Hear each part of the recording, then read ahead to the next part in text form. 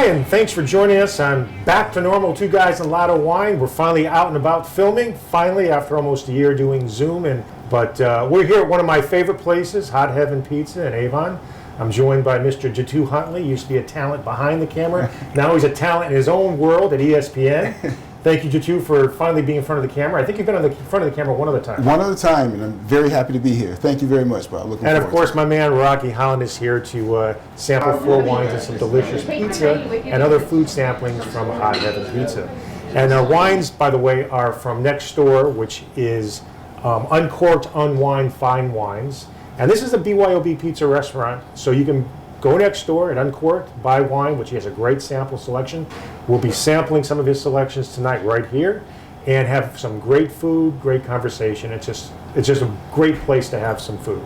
So thank you both for joining us, and we're excited to be back filming normally again. And I feel it's worthy of mention that it's been exactly 1 day yesterday since we were filming in studio. That was the last time that we did in studio. So hopefully, as the world begins to normalize, we can make our way back, worm our way back into the studio at some point. Absolutely. But, not that quite there yet. Yeah. In a lot of ways, it flew by, but in a lot of ways, it felt like a lot of ways it seems like it was 100 years ago. I know. Just like that's been a long year. Yes. Now, even though the place is called Hot Heaven Pizza, they have a they have a great selection of other fantastic foods other than pizza. And their pizza is fantastic. Now, we have a few samplings of what on the table. We might not get a chance to taste them in front of the camera, but just a quick example. We have a gorgonzola salad with salmon, which is right over here on the right. We have a southwestern wrap, which is right here. The fries are also delicious. 2 types of pizza. We have the Cajun chicken, and we have the vegetable pizza. And like I said, all their food here is fantastic, well priced, and well worth coming in with a bottle of wine. So tonight we're going to be starting off with the Cimatura Chianti 2018 actually. And I've already pre-poured for both Jitu, myself, and Rocky.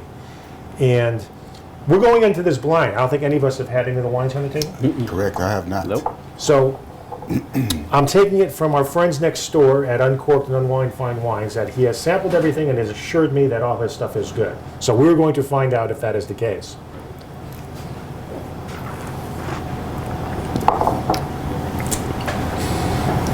I love me some Chianti. The grape is Sangiovese. It is, yep, Sangiovese. My tasting notes, even though this is the first time I've tasted it, it's kind of a spicy and earthy feel to it. Definitely got some earthiness. Definitely. Classic Chianti. It's just like a bright cherry note with some earthiness to it, and I don't know how else I would describe Chianti. It's just delicious, and it's great with Italian food. It is, and in general, Chianti it's not generally that expensive. I mean, for an average Chianti, you're looking at what, between maybe $9 and $14. Yeah, it's one of the best bargains in wine, especially for a good food wine. You can't do any better than Italian food and Chianti for $20. You're in and out the door. It's great. And I think this one is between the $12 and $14 range. Which, like I said, if you're sitting here and you want something to drink, this might be a good choice to if you're going to get pizza or some red sauce meal. Totally great value for this. What I'm drinking, very good value there. Yeah, there's 2 distinctions in Chianti. There's Chianti and there's Chianti Classico, and it's just 2 regions that are right next door to each other. Classico tends to be a little bit pricier, not much pricier, but the flavor is very similar. It's the same grape. They do it the same way. But this is a good bargain, I would have to say. I like this one. And I want to also point out that Uncorked-Unwind Fine Wines next door, their hours are Monday through Thursday, 10 a.m. to 9 p.m. Friday is 10 a.m. to 10 p.m. and Sunday it's 11 a.m. to 6 p.m. And the owner there, Kashande, great guy, him and his wife run it. They've owned it for the last 6 months. Stop in. It's a small place, but they have a big selection, so it's definitely worth checking out. So I'm going to say, for Chianti, I don't think I've had a Chianti in the last month or two, because I just don't think I've opened a Chianti. I think I've had a lot of red. This certainly has a lingering aftertaste for me. I'm a little on the more spicier side than I was anticipating. It's just because my palate is deteriorated a little bit, Rocky? Or? No. I mean, the sign of a good wine is that it has a lingering aftertaste, as long as the aftertaste is a good aftertaste. Even for a Chianti? Yeah, I mean, for me, the only thing that makes a bad Chianti is that sometimes they will allow the grapes to hang on the vine for a little bit too long, and you get a really raisinated kind of like pruny flavor to the Chianti. This definitely doesn't have this. This is fresh and You know what, bright Rocky, and essentially, good. that you say that, that answers a question that I never knew I had about. I've had that taste before, Yeah, so yeah. that's good to But know for the reason. Yeah, sometimes. and in some of these regions where it's really tough to know when to pull the grapes, that can happen. But that raisinated quality, that can happen to pretty much any wine. You just see it. It's a lot more common in places like Côte d'Aron and Tuscany, where this one's from, where you get that. And some people love the raisinated flavor in wine. I don't, unless it's something that I'm going for. Like certain places in northern Italy, they shoot for that in the ripasso method that they make the wines, but raisinated Chianti is not something that I like. And so this one, and those are probably going to be the ones that are priced at around $6 a bottle because they're just trying to unload it. So Actually, Jitu, you're not usually a huge Italian wine drinker, right? You're more of a Spanish guy, aren't you? Oh no, You got into the little Italian wine. I definitely like Italians. Spain is definitely my wheelhouse, as it were. But I drink plenty of Italian as well, for sure. Well, it's curious because going to our next wine in a moment, which will be a Merlot from South Africa. We don't do a lot of South African wines too often on the show, I don't think. I'm trying to think of the last time we did a South African wine, I believe, is when we had Chris Williams on and we did it blind. Was that the blind tasting? And we had a South African Cabernet. It was a Cabernet. It was a We did 4 Cabernets. It was a and that Cabernet was- blind tasting. That's To exactly right. to my recollection, I think that's the last time that we had a Maybe South something we'll have to African. open up a little bit more our insight into. I would do a South African show, and that's another region where the wines can be really good and really bad. Because with South Africa, you can get a real scorched earth quality to the wines just because it can be such a hot region. Here. So our next wine will be a 2017 Merlot Man. I'm not sure if I'm saying it Man or Man. And once again, this is South African. And Smells good. Definitely does. it's a little Get dark. that scorched earth Band-Aid thing that you can get out of South African wines. And this is between $10.99 and $12.99 for Merlot. And sometimes Merlot goes great with Italian food too. Yeah, I like this. Oh yeah, that's very smooth. That is very smooth. And some of the tasting notes on this Merlot were coffee and tobacco. I'm not getting that right off the bat. That might be something that changes over as it.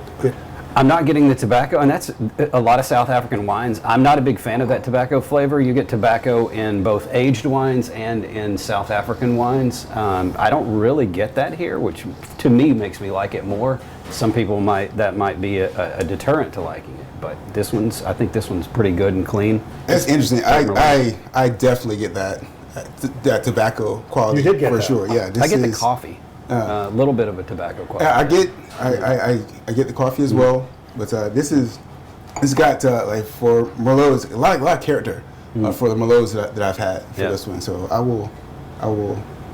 I'm going to enjoy hearken that the Cajun spicy chicken pizza. I think this would go okay with that, right? I think the red would temper that a little bit. Yep. And once again, I want to emphasize that besides the pizza, there's great pasta dishes on the menu also.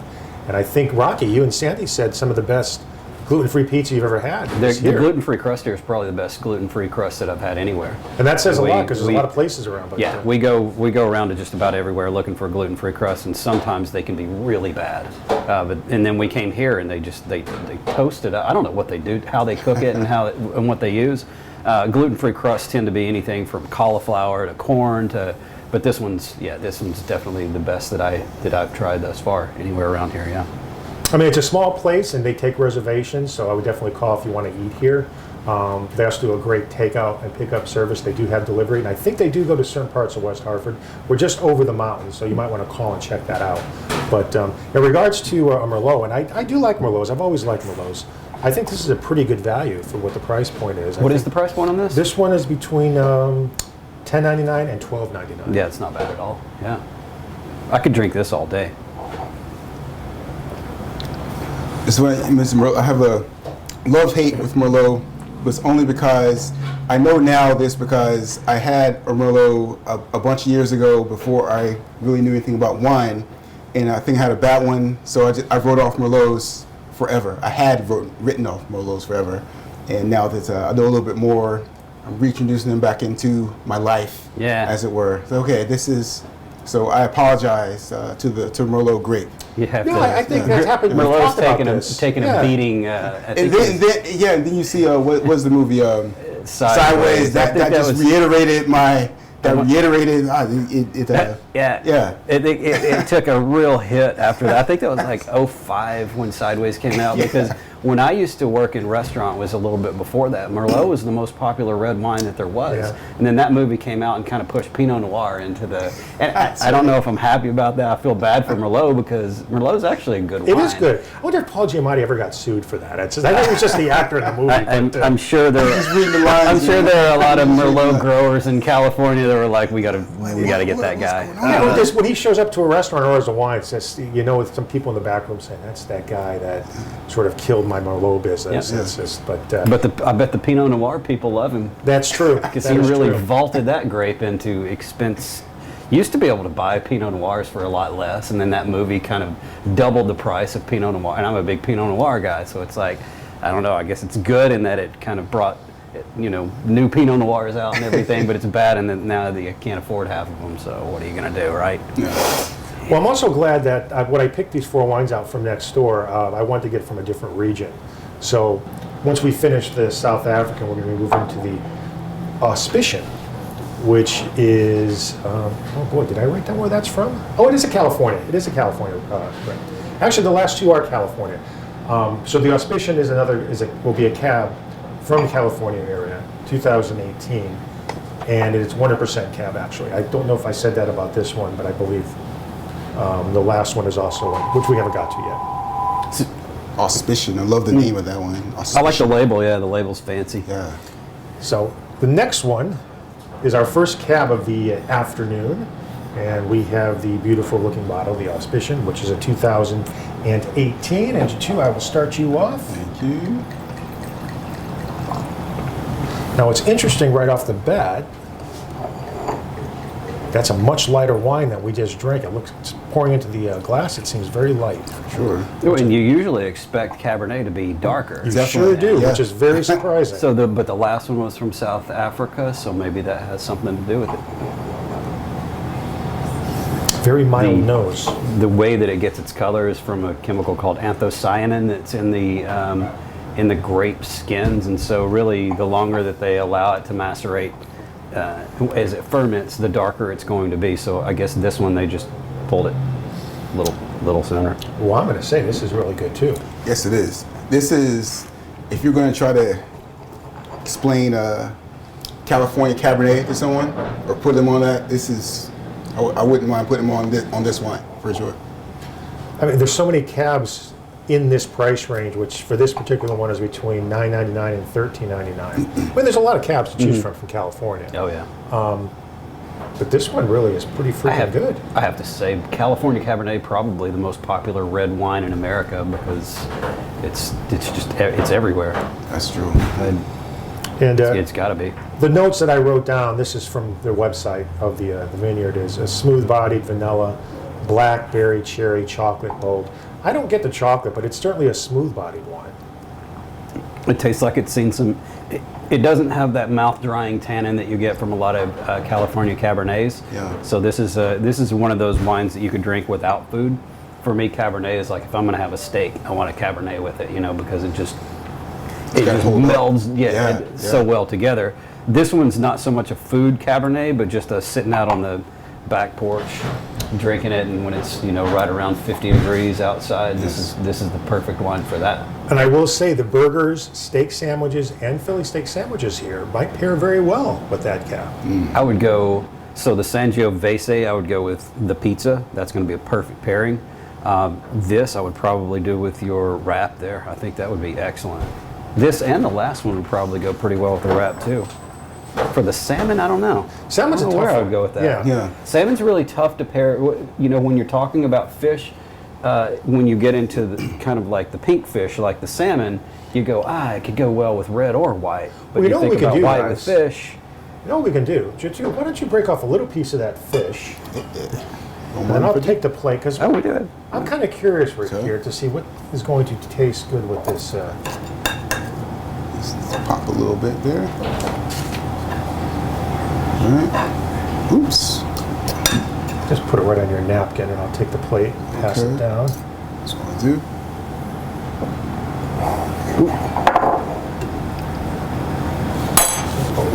Right there on the paper, huh? Right on the paper. Right on the paper, because I'm Right. really curious to see if what red here will taste good with this salmon. This fork has not been in my mouth. It's okay, I've had all my shots. Oh, man. Let's see here. That. Oh wow! That actually the cab goes very well with the salmon. There's a smoothness both to the taste of the fish and the wine. I don't think you lose anything at all drinking the cab with the salmon. It's very interesting. It brought out, for me at least, it brought out the vanilla a little bit more on having a little hit of the salmon, and then drinking the Cabernet. Yeah, I got a little bit before, but wow. Yeah. I'm pleasantly surprised. how good Salmon, that you can go red or white. If you're getting into like some of the white fishes like trout and tilapia, you probably want to stick with a white wine. But then it depends on how you spice it. There's just so many. The old you have to have a white wine with fish. You have to have a red wine with steak. There's like so many. That doesn't exist anymore. Yeah. Yeah. Just depends on what you like. So we've tasted 3 wines so far, and I gotta be honest with you, it's gonna be tough for me to decide between these 3. We haven't tasted the last one yet. Now the last one's interesting. It's the least expensive one. I probably shouldn't even say that going into it because I don't want to jade anybody's opinion. But I did it because I wanted to show an example of an inexpensive cab, which they sell next door, which Krishana says is still very good. And I'm not sure if I've had this before. The bottle looks very familiar, but I'm very curious to see how it compares to a little bit more expensive cab. And what Jitu and Rocky think of it. Where I draw the distinction between inexpensive, well, like when you get down in like the $5 range, cabs versus 10 versus 15, the ones that are down in the really low end have a Jolly Rancher flavor to them. So I'll be curious to see, what's the price point on this one? On which one, the Domino? Yeah, the Domino. Domino is his least expensive cab next door, and that one is $7.99 to $8.99. Okay, so wine snobs tend to think that people buy wines in the $20 range, but I believe $7 is the mid range for the American consumer for wine purchases. That's just where most people land. Interesting. And sometimes you can find great wines for around that price. You sure Sometimes can. you can find really bad ones, particularly when they come in a box with a foil. That is true, and I try not to ever be jaded by a price point when I do buy wine. What glass you want me to use for that? Let's use this one, please. So this is another California cab. This is the Domino, and this is a 2018. Is California, you said? It's another California, yep. There's a rapper from the 90s from California named Domino. So it's an appropriate name. I should have done some more research on the particular vineyard where it's coming from. I didn't get much other than the tasting notes. This is a little bit. Do you think it's a little bit darker than the first cab we just drank? It seems a little darker. Yeah, maybe a little bit. Kind of purpley, like the purple. Completely purple different color. tasting. Yeah, yeah. Oh, the completely different tasting than the one we just tasted. Nose is definitely different. I've not tasted it yet. I do get the vanilla on this one, and that one is in the tasting note. Yeah. Actually, the vanilla on the Domino is probably the strongest vanilla aspect that has hit me compared to any of the wines we've had so far. This isn't bad. The only difference that I would say between the one that's more expensive is that the finish is shorter. So, but when you taste it, the finish, it's like gone. Yes. But if you're just hanging out and drinking some wine, you don't really need like an extra long finish. So for the price, it's not bad at all. Well, and also, one of the reasons I wanted to film in a place like this is because when you come out to a restaurant, especially BYOB restaurant, at a reasonable price place, you sort of want to linger a little bit. You don't want to spend too much money on the drinks and wine. That's why you're at a BYOB restaurant. So both these cabs, at their price point, not only are reasonably pretty, well, I think they're very good tasting, so I'm not sold on the Domino yet, but they sort of go with the food that you're eating at the restaurant. I mean, you don't need to spend $40 or $50. We're not eating at a 5-star Michelin Italian restaurant. You're eating at a very high quality, small Italian pizza restaurant with a wide variety of choices to choose from, and you want to pair that with something that's going to meet that price point. So I think Totally. I think it does. I think it does. It's almost like your wine menu is an actual store with bottles. So you're going and your menu's next door, and you can actually pick up the bottle and read the vintner's notes on it, and then you take it next door. This is the coolest concept ever. I wish this was more prevalent. I understand that, it doesn't work for everybody, but I love being able to like take wine into a restaurant, and it's very prevalent from what I understand on the West Coast, and in places like Washington and Oregon. I've talked to people who moved from the West Coast, and the being able to go with a corkage fee, $5, that kind of thing is very common out there. It's not so much common here, in particular in West Hartford. So yeah, I've always been a proponent of have a higher corkage fee, maybe $10. Mm-hmm. But I like still to gonna bring make my money. The wines in. restaurant's still gonna I make know money. my wines. I know Totally. what foods I've already done all the Yes. tasting. It doesn't have to be every time, but I do wish that was more of an accepted practice. Even if I had to pay a higher corkage fee, Right. Like I think theoretically most places that you go will do, but they might charge you like a $20 corkage fee. Yeah, that's what I've But seen, they- about 20 But they bucks. look down on it and they go like, nah, don't do that. Like it's just, and I wish it could be more of an accepted practice in that, hey, if I'm having an anniversary and we had our first, at our first anniversary we drank this wine, Sure. but we love this restaurant. It's just kind of cool to be able to bring a wine to a restaurant, and a lot of places frown upon it. So that's what I like about here. So I got to say, out of all the four tonight, I'm going to probably say my favorite, and I'm going to probably try it one more time, is the Auspician Cab, followed very closely by the Mon. The Chianti to me, and it could be just because it was the first sip I had, was just a little too, I'm going to use the word bitter. I didn't care for the first sip. Granted, it's going to change as it sits in the glass and opens up a little bit. Yeah. So that's where my two favorites are, between the Auspician and the Mon. Any thoughts on that, Jitu? For me, Auspician #1 for me as well. Close seconds, I like the Chianti. I do agree that it would be even better to Open up a to little open bit. up for a bit. So I'm basing my opinion sort of on that. I know this is going to taste great if it opens up a little bit more. All good. I did want to ask Rocky a question. Just something you said about the two Cabernets, which I agree with.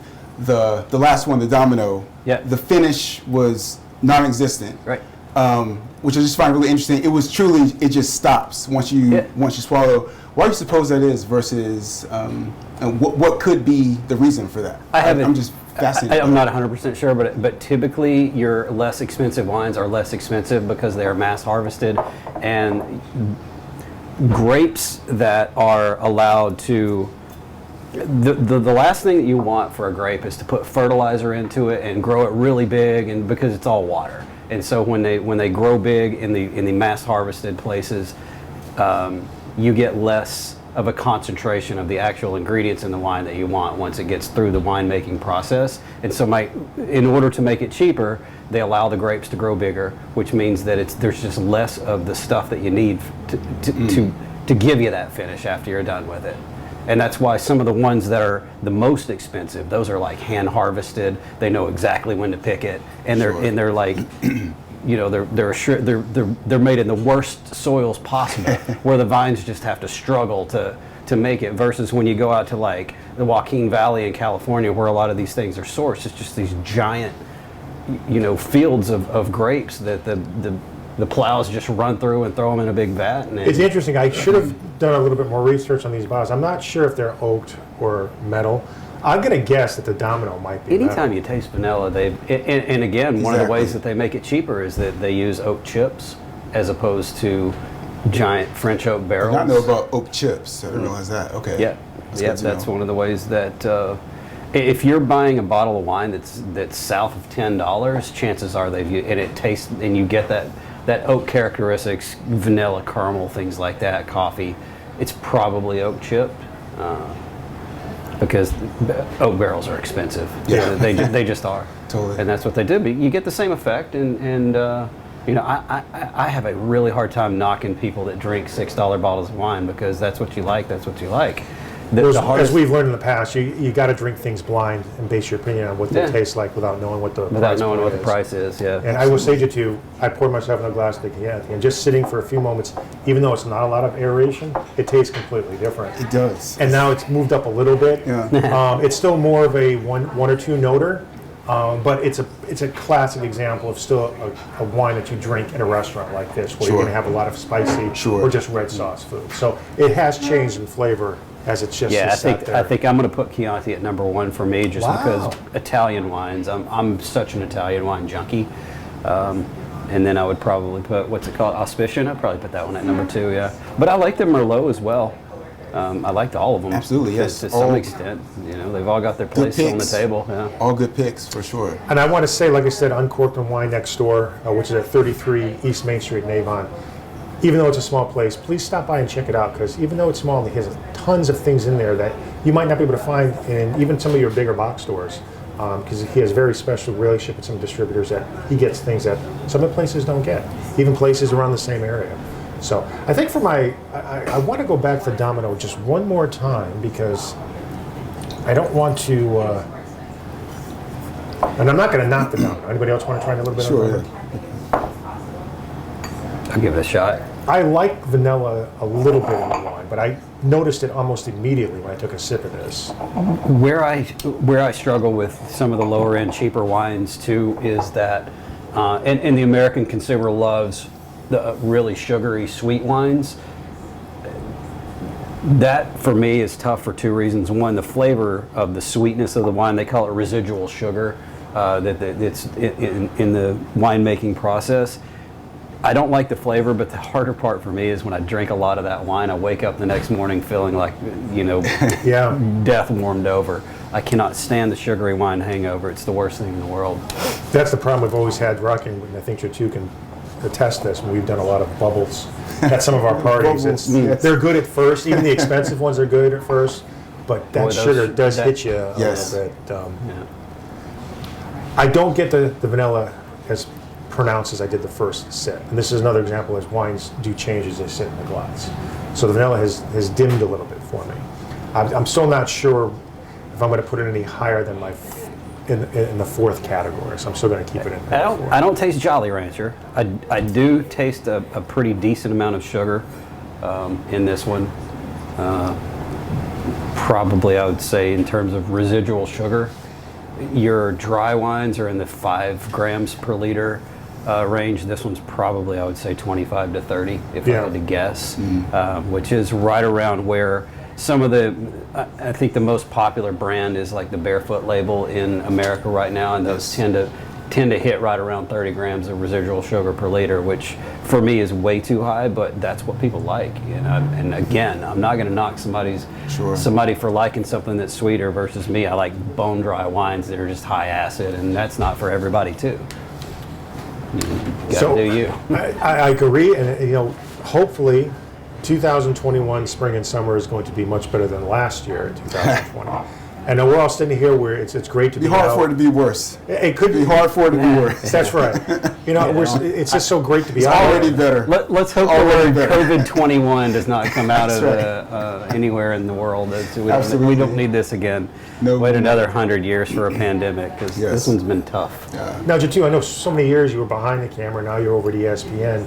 I know you're still into wine. I know that. You still like Spanish wine, I believe, right? I do. Yes, I do. I Still like have it to all. mention, or just still sampling as much as you can? I'm still sampling as much as I can. If I see something, if I hear about something interesting, someone mentions a new grape that I don't know too much about, I'll delve into that for a bit. But Spain is still when I can't decide, I'm going to pick something Spanish for sure. That's when I'm. Do you have a Tempranillo or Malbec? Tempranillos, or I love Tempranillos, Riojas, or go-to for me as well. All the way. And I know, Rocky, just recently paid a visit to our friend, Mr. Chedwigan, down in, was it North Haven? Or West Haven. West Haven. And I think you got some of that Chablis, I believe, correct? That Chablis, he sent me an email. They got a write-up in the West Haven Registry, or New Haven Registry, on that wine.